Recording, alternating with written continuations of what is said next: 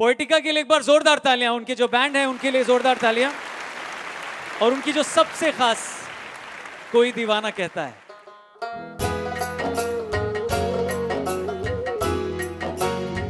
कोई कविराज कहता है, कोई नेता बुलाता है, वजन में हैं थोड़े हल्के मगर वजन शब्दों से आता है।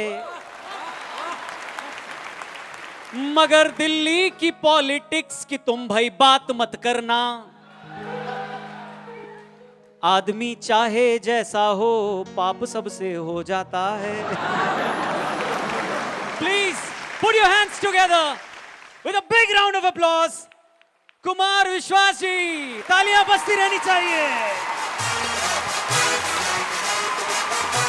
क्या हाल चाल है आपके? नमस्कार। वाह, बहुत अच्छे। तुम इतने दिन से ये गा रहे हो। हाँ, बदमाशियां तुम करते हो, गालियां मुझे पड़ती हैं। ये मेरे साथ हर जगह हो रहा है कि मेरे दोस्त बदमाशियां करते रहते हैं, गालियां मुझे पड़ती रहती हैं। आप सब लोग बहुत अच्छे लग रहे हैं। दिल्ली तो दिल वालों की जगह है और इतने सारे लोग आप हैं कि जगह कम पड़ गई है। सबसे पहले तो ये कॉज बहुत अच्छा है और आर्म्ड फोर्सेस से जो लोग आए हैं, कहना आसान है। राखी से ठीक पहले दिन मैं एक कार्यक्रम करने के लिए गया था बेंगलोर, और वहां से लौटते में दिक्कत हो रही थी, पहली फ्लाइट मिली नहीं। तो मेरी बहन, जो अकेली बहन है हम 4 भाइयों की, वो लड़ने लगी मुझसे और मुझसे कहने लगी कि ऐसे कितना पैसा कमाना है, ऐसे कितनी पॉपुलैरिटी चाहिए, कम से कम एक दिन तो हमारे लिए रखो, एक ही दिन तो आता है। हमारे यहाँ उत्तर प्रदेश में बहनें खाना नहीं खाती जब तक राखी नहीं बांध देती सब भाइयों को। तो उसने कहा तू 12 बजे लैंड करेगा, 2 बजे तक मेरे पास मोदी नगर पहुंचेगा, मैं 2:30 बजे तक भूखी बैठूंगी।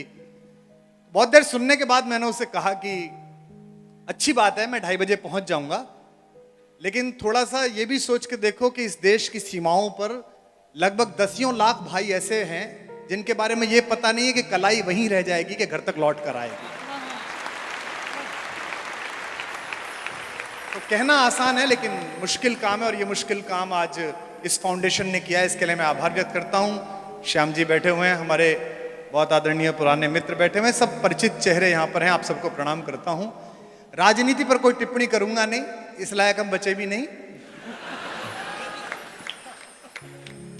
निकल जाए तो बात अलग है। अच्छा, इन्हीं हरकतों से लोग हमसे दुखी थे और दुखी हैं कि न चाहते हुए भी चीजें निकल जाती हैं। तो आप ये मान के चलिएगा कि जो ये कार्यक्रम है ये केवल इसी कॉज के लिए है जिसके लिए हम यहाँ खड़े हुए हैं, कि हमारे जो सैनिक हैं उन सबको, ये जिसका बच्चा बोल रहा है ये देश का भविष्य है, लेकिन मेरा वर्तमान चौपट कर सकता है। ये भाजपा वाले कितने मजे में हैं। अच्छा, क्या चाहते हो तुम कि अब उज्बेकिस्तान में सरकार बनाओ? है किसी को जीन दोगे कि नहीं दोगे? वो जैसे तैसे 3 सरकार बनी है, राजस्थान, छत्तीसगढ़, मध्य प्रदेश, उनकी तरफ भी आंख लगाए बैठे रहते हैं भाई। मतलब मध्य प्रदेश में तो हालत ये हो गया है कि भोपाल में 5 विधायक एक साथ पेशाब करने चले जाएं तो कमलनाथ दरवाजे पे बैठ जाते हैं।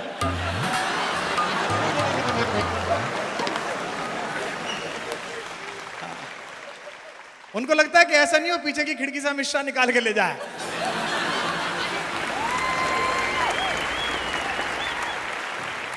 तो जैसा कि मैंने आपको बताया, मैं राजनीति की कोई बात नहीं करूंगा। सुनिएगा 4 पंक्ति, आनंद लीजिए, मुस्कुराइए। पता नहीं लोग क्यों परेशान हैं, सब कुछ पाकर लोग दुखी हैं। लेकिन एक बात कह दूं आपको, मैं जीता जागता उदाहरण हूं। जिसकी मस्ती जिंदा है उसकी हस्ती जिंदा है। मस्त रहिएगा, सब अच्छा होगा।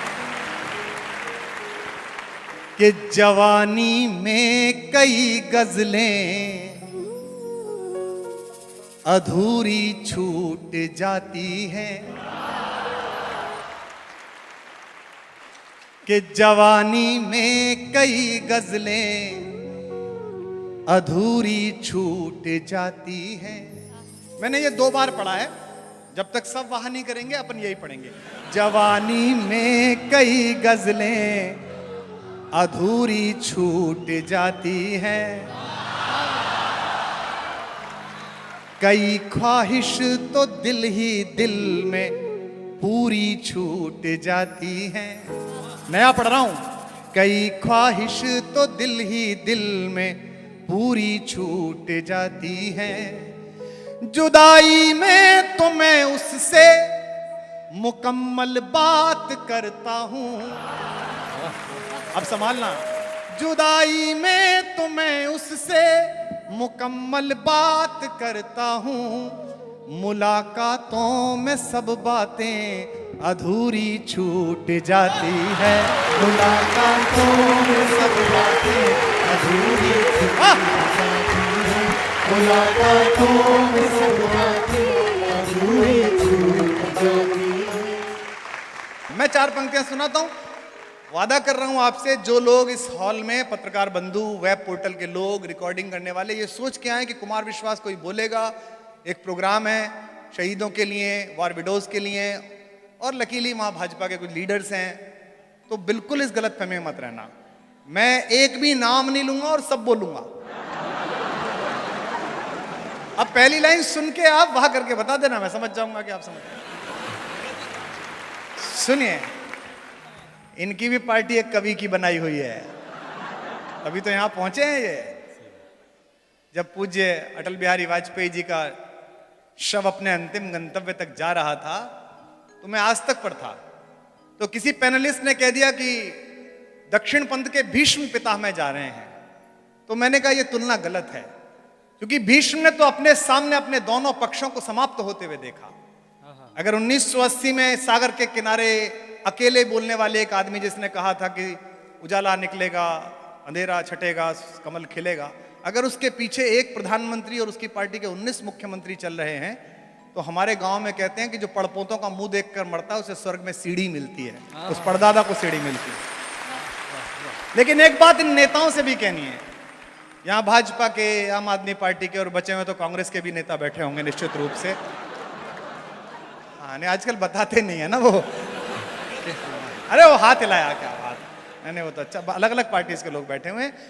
एक बात आपसे भी कहनी है, हम बड़े अच्छा लगा हमें कि प्रधानमंत्री और बहुत सारे मंत्री, अलग अलग पार्टी के नेता, राहुल गांधी जी और तमाम लोग अटल जी के शव के पीछे चले। अच्छा लगा, हम आपके आभारी हैं कि आपने हमारे एक कवि का इतना सम्मान किया। अच्छा लगा कि 9 किलोमीटर आप 7 किलोमीटर चले उनके शव के पीछे, लेकिन कोशिश करिए कि उनके पदचिन्हों पर भी 2 कदम चल के दिखाएं कि पुरानी दोस्ती को इस नई ताकत से मत तोलो। ताकत भी कितनी, 4-5 महीने की। कि पुरानी दोस्ती को इस नई ताकत से मत तोलो। एक निवेदन आपसे यह है कि इस हॉल में जो लोग 1, 2, 3 आए हैं, दोस्त लोग आए हैं, जिंदगी में दोस्तियों का सम्मान करना जो आपके बचपन से साथ चली हों। जो लोग अपने सहचरों का सम्मान नहीं करते, रास्ते उनका सम्मान नहीं करते, मंजिलें तो छोड़ दीजिए। ये मैं इसलिए कह रहा हूं कि एक छोटा सा शपथ ग्रहण समारोह होता है, उसमें कितने सारे अतिथि आते हैं पीछे खड़े होने के लिए। दुनिया का सबसे बड़ा शपथ ग्रहण समारोह हुआ, दुनिया का सबसे बड़ा राज्याभिषेक हुआ, जब 14 साल बाद राम लौट कर आए। उन्हें राजा घोषित करना था, भरत व्यवस्था कर रहे थे। एक मुख्यमंत्री शपथ लेता है तो कितनी भीड़ आती है। देखा था आपने, कर्नाटक में शपथ हुई थी, कितने लोग पीछे खड़े थे, बहुत सारे आए थे, फ्यूज बल्बों की झालर पूरी एकदम पीछे। हाँ, हमारा वाला लट्टू भी था। तो इतने सारे लोग आते हैं, लेकिन राम का राज्याभिषेक हुआ। भरत ने पूछा कि भाई साहब किसको बुला लें, गेस्ट किसे बुला लें। मर्यादा पुरुषोत्तम ने कहा कि बेटा मैं तो जंगल में था, तो मुझे पता नहीं कौन राजा हो गया, कौन युवराज हो गया, तुम बुला लो किसी को भी। भरत ने कहा भैया किसी से तो मैत्री हुई होगी। बोले ये सुग्रीव, अंगद, हनुमान ये सब आए हैं साथ में, किसको बुला लूं। दोनों भाई सो गए। राम नींद में जाने वाले थे कि अचानक चौंक कर जगे। मां सीता उठ गई कि क्या हुआ। बोले मुझसे बड़ा अपराध हो जाता, मुझे भरत के पास जाना है। नंदीग्राम गए, उसका दरवाजा खुलवाया और कहा भरत बड़ा अपराध हो जाता, एक दोस्त बना था, उसका एक एहसान भी है, अकेला मेरा वही गेस्ट है, और सीरी फोर्ट में जहां बाहर ध्वनियां नहीं जाती, लेकिन अगर ध्वनि किसी रास्ते से जाती हो तो उस तट को पता चले, उस व्यक्ति को पता चले राम के राज्याभिषेक में राम की ओर से जो एकमात्र ऑफिशियल गेस्ट आया था वो व्यक्ति था जिसने उन्हें गंगा पार कराई थी, जिसे केवट के नाम से जानते हैं।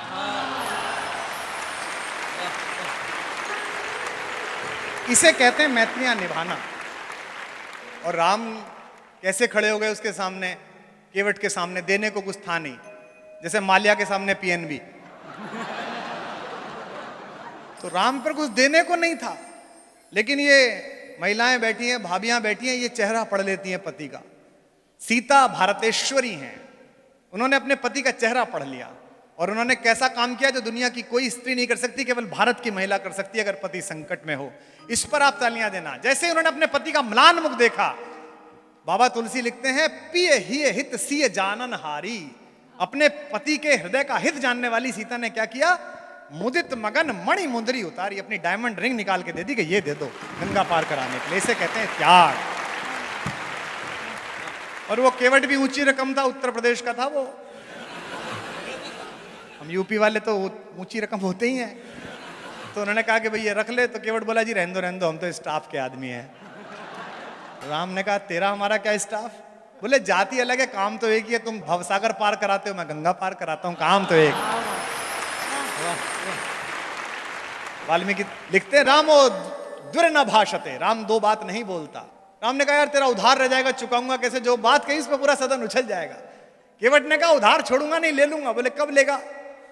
बोले आज गंगा पार कराने का मैं नहीं ले रहा, मर के मैं आऊं तो भवसागर पार कराने का तू मत लेना, इसमें क्या है, बराबर का मामला। अब इस मैत्री के नाम पंक्ति पढ़ रहा हूं, सुनिए। पुरानी दोस्ती को इस नई ताकत से मत तोलो, ये संबंधों की तुरपाई है, षड्यंत्रों से मत खोलो। ये संबंधों की तुरपाई है, षड्यंत्रों से मत खोलो। नाम नहीं लूंगा, समझोगे आप सब? ये संबंधों की तुरपाई है, षड्यंत्रों से मत खोलो। मेरे लहजे की छैनी से गढ़े कुछ देवता जो कल, मेरे लहजे की छैनी से गढ़े कुछ देवता जो कल, मेरे लफ्जों पे मरते थे वो अब कहते हैं मत बोलो।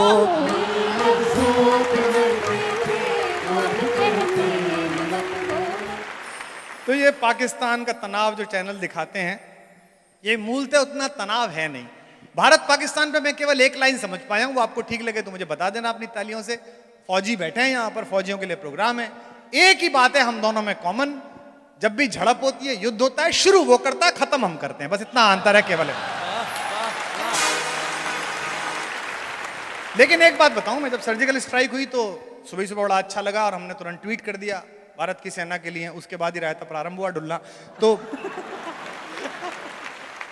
तुझे बड़ा पता है कर रहा, तब तो तूने भी वोट दी थी, तब तो तू भी सफाई अभियान कर रहा था कि भाई साहब 2 दे के आया हूं, तुरंत मुंह में डाल ली थी उंगली। तो सब वो हमने ट्वीट कर दिया और भारत की सेना और आज तक वास्तव में चला दिया कि कुमार विश्वास ने कविता लिख दी। लेकिन जब मैंने वहां के रक्षा मंत्री का बयान सुना तो मेरा वीर रस हास्य रस में परिवर्तित हो गया। इतना अद्भुत देश है। प्रेस कॉन्फ्रेंस में उनके रक्षा मंत्री से पूछा प्रेस वाले ने कि साहब वो कितना नुकसान हो गया है सर्जिकल स्ट्राइक से? तो वो बोला जी अंधेरे की वजह से पता नहीं चल पाया। रक्षा मंत्री है वो। मैंने कहा खां साहब घर जाओ, वहां भी लाइट नहीं थी। अलग अलग तरीके के लोग हैं वहां पर। कोई बात नहीं, कल हंस लेना आराम से। वहां की पार्लियामेंट में बिलावल भुट्टो ने कहा कि साहब वो भारत के जहाज घुसे तो हम पकड़ क्यों नहीं पाए? तो रक्षा मंत्री बोला साहब वो हमारे रडार पकड़ नहीं पाए। अबे मैंने कहा चीन से मार लोगे तो यही हाल होगा तुम्हारा। तुम्हारा रडार नहीं चल रहा, हमारी होली पे पिचकारी नहीं चली। जो मैं या तुम समझ ले वो इशारा कर लिया मैंने, जो मैं या तुम समझ ले वो इशारा कर लिया मैंने। आपके लिए पढ़ता हूं। भरोसा बस तुम्हारा था, तुम्हारा कर लिया मैंने। भरोसा बस तुम्हारा था, तुम्हारा कर लिया मैंने। लहर है, हौसला है, रब है, हिम्मत है, दुआएं हैं। लहर है, हौसला है, रब है, हिम्मत है, दुआएं हैं। खोलना हाथ। किनारा करने वालों से किनारा कर लिया मैंने। किनारा करने वालों से